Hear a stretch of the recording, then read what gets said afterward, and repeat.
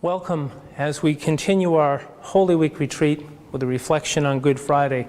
My name is Dan Leahy from the Center for Ministry and Service at Regis.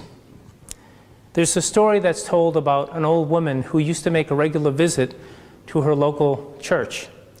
And many people would see her just simply sitting in the back, sitting in a pew in the back, looking up at the crucifix. And she'd do it all the time. And one day the pastor walked up to her and said, "Excuse me, I don't mean to bother you, but I notice you're always in the back and you're looking up at the crucifix, and I was just wondering why." And she said, "I look at him, he looks at me, and that is enough." A day like today, Good Friday, makes me wonder, is it enough? Here we are at the foot of the cross on a day we call Good Friday. And to be honest, sometimes I have a hard time feeling what is so good about Good Friday. Yes, I've studied theology, oh happy fault, oh necessary sin of Adam, plans of salvation. I know all that, but I still don't get it. Today is a day of judgment, a day of misunderstanding with deadly consequences. Today often leaves me with many more questions and answers, and also profound sadness. Why suffering? And why to Jesus? There's a play on words here you might pick up. A play on words, the word passion. Why did Jesus' passion for goodness, for justice, for fairness, and for love lead to the passion of his suffering? Why did his passion for those on the margins, to stand with those on the margins, lead to his death and suffering?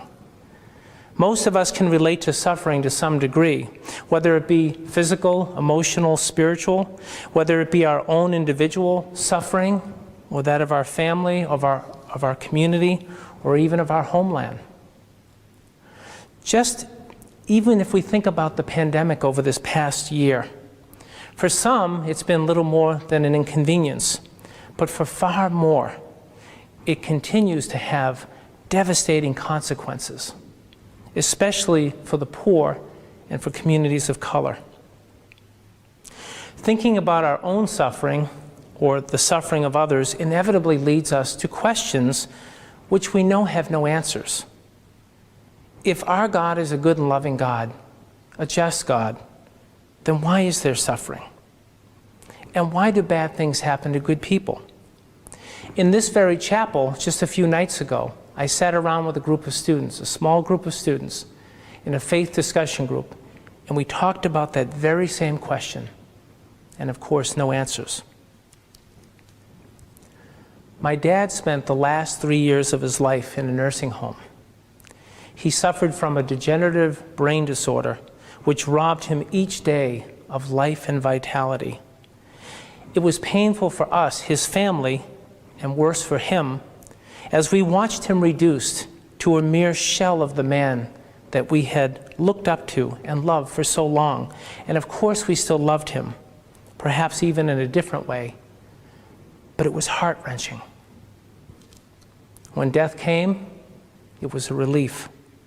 And so many nights leaving the nursing home, late at night when things were quiet, I wondered, was my dad suffering alone? I hope not. And today, as we gaze at the cross of Jesus, I wonder, did Jesus suffer alone? Did he feel abandoned?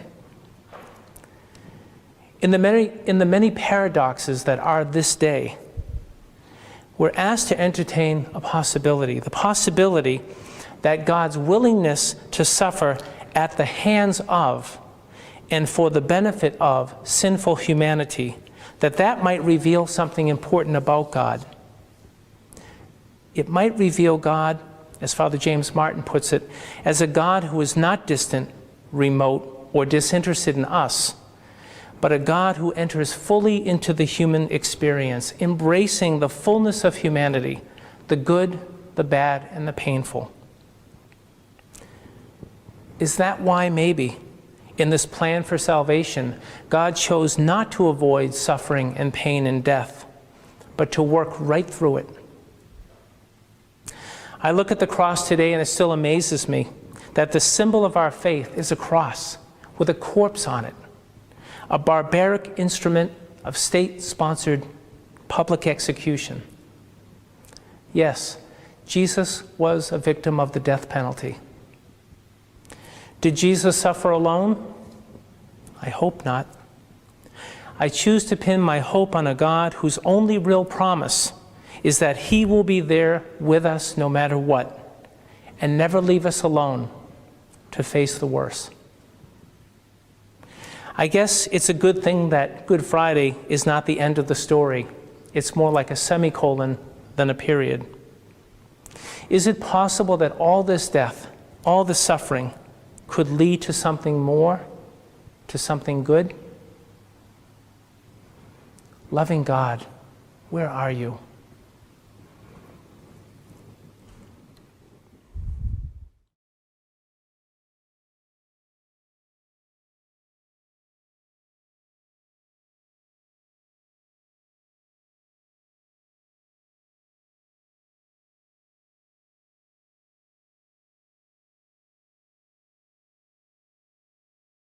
When I survey the wondrous cross on which the Prince of Glory died, my richest gain I cut but lost, and pour contempt on